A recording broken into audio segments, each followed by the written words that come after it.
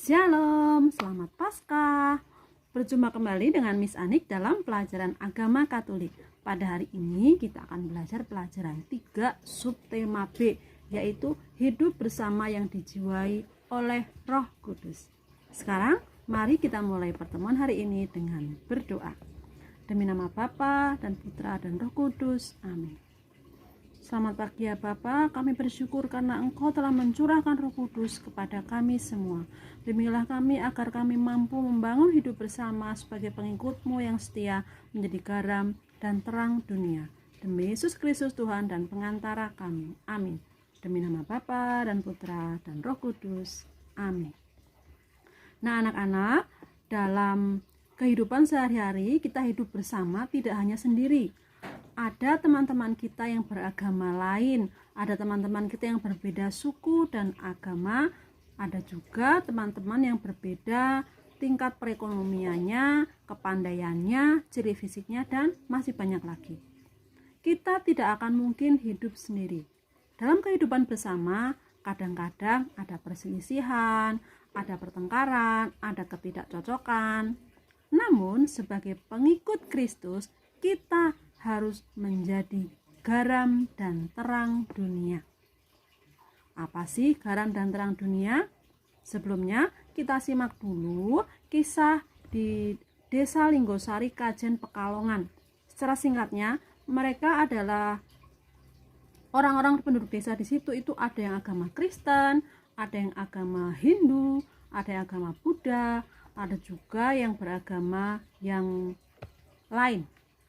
Ya, tapi biarpun berbeda-beda, mereka itu selalu rukun satu sama lain. Hal itu nampak ketika mereka kerja bakti membangun jalan bersama. Ketika ada perayaan Lebaran pun, mereka saling bersilaturahmi mengucapkan selamat. Mereka hidup rukun walaupun berbeda-beda. Kadang-kadang ada perselisihan, tapi ada tokoh-tokoh yang berusaha menyelesaikan dan mendamaikan. Karena kehidupan damailah yang diinginkan oleh setiap orang.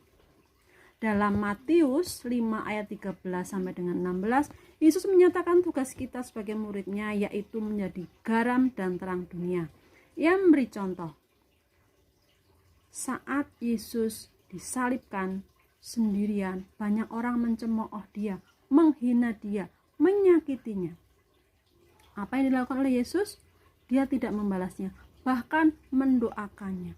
Ya Bapa, ampunilah mereka karena mereka tidak tahu apa yang mereka lakukan.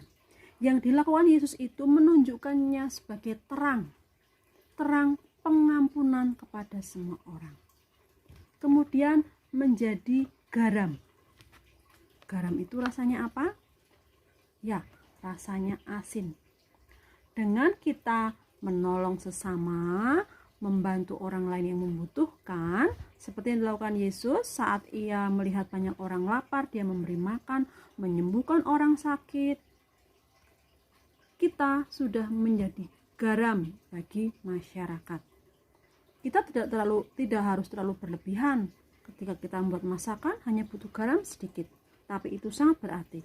Ketika kita membantu orang lain walaupun itu sedikit, itu sudah sangat berarti. Asal dilakukan dengan hati yang tulus dan ikhlas.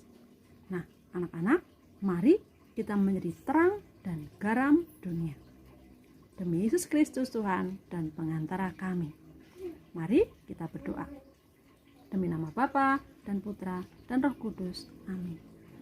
Ya Tuhan, bimbing kami agar bisa menjadi garam dan terang dunia. Sebagai pengikut-Mu yang setia, kiranya kami mampu melakukan tugas itu dengan sepenuh hati. Bimbing kami Tuhan. Amin. Demi nama Bapa dan Putra dan Roh Kudus. Amin. Oke, bye-bye. Tuhan Yesus memberkati.